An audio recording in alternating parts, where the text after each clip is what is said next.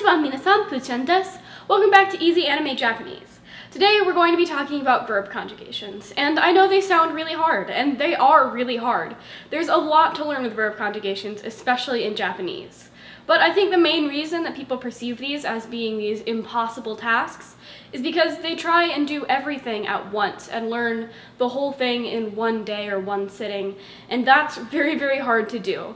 So what we're going to be doing is taking it one step at a time and doing it pretty slowly so that you can get a hang and perfect your skills with the verb conjugations before you start trying to throw them around willy-nilly.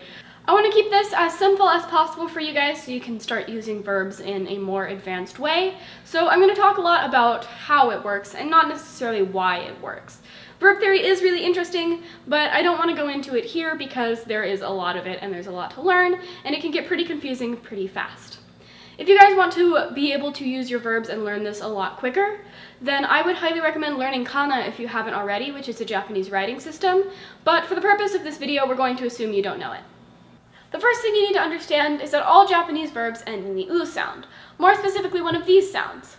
Ku, gu, su, tsu, nu, bu, mu, ru, iru, eru, and just plain u. And that last one can sound really confusing if you don't know kana, but if you do know kana, it makes a ton more sense. Just think of it as a vowel plus the u sound at the end of a word. Whichever one of these endings a verb has will tell you how to properly conjugate it. My advice is to learn one verb for each of these endings and then use that as an example when you're trying to conjugate another verb with one of these endings. So today I'm going to be introducing you to one example verb for all of these verb endings, and those are the verbs that I will be using as examples from now on in my verb conjugation videos. You should know these verbs in the first place because they're very useful and you'll hear them thrown around in anime a lot. But I think that learning these verbs and how to properly conjugate verbs like these will unlock a lot of power in your Japanese. First, I'll go through all of the verbs and their meanings, and then we'll go through them again with some clips from some of my favorite anime. For ku, we have kaku, which means to write. For gu, we have oyogu, which means to swim. For su, we have hanasu, which means to speak. For tsu, we have matsu, which means to wait. For nu, we have shinu, which means to die. For bu, we have asobu, which means to play. For mu, we have nomu, which means to drink. For ru, we have wakaru, which means to understand. For eru, we have taberu, which means to eat. For iru, we have miru, which means to see.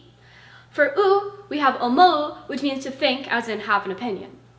A cool thing about Japanese is that it only has 2 irregular verbs which you have to know. There are some minor irregularities in some conjugations, but they're nothing big. There are only 2 big irregular verbs, and we'll just be doing these with the rest of the verbs as we go along because they're irregular and don't really follow any rules, so you'll just have to learn them. The first one is kuru, which means to come, and the other one is suru, which means to do. Before we launch into the clips, I just want to say one thing. I know it can be really hard to hear these words at full speed in anime where they're talking very, very fast, but it's really important that you hear them at full speed. It will improve your comprehension a ton to be able to understand them as people actually talk in real speech. And it's a really important thing to me, and being immersed in Japanese speech and hearing other people speak it is the best way to improve your Japanese comprehension. So I want you guys to listen to these at full speed and hear them and not slow it down. And so you can just listen to them over and over again if you don't hear it at first, and I promise you your comprehension will improve a lot. So now it's time for some clips. For kaku, we have a clip from Death Note, which is the obvious choice. It was the first place I went when I was looking for someone using the verb to write. 40歳で死ぬようにノートに書く。 For oyogu, we have a clip from Free, which is an even more obvious choice. まこちゃん泳ぐよ。 For hanasu, we have another clip from Death Note. じゃあ一方的に話すぞ。 For matsu, we have a clip from Boku no Hero Academia. 有利な個性のヒーローを待つしかない。 For shinu, we have another clip from Boku no Hero Academia. 知るのか。 Asobu comes from Death Note. 人間にデスノートを持たせて遊ぶには2冊必要。 For nomu, I decided to go to a cooking anime and got one from Toriko. ダメだ。俺が飲む。 Wakaru comes from Boku no Hero Academia. わかる人。Taberu comes from Free. みんな何食べる？ Miru comes from Death Note. ん？テレビ見るの？ Suru from Boku no Hero Academia. どうする？ And kuru from one of my personal favorites, Girls Panzer. こっち来る身を隠せ And last but not least, omu comes from Boku no Hero Academia. いろいろ理由はあったと思う。 Once you have these verbs down, we can start moving on to conjugations, and that's where you'll start unlocking a lot more power in your Japanese. Make sure to watch this video a couple times and get comfortable with these verbs because you'll be hearing them a lot over the next couple of weeks.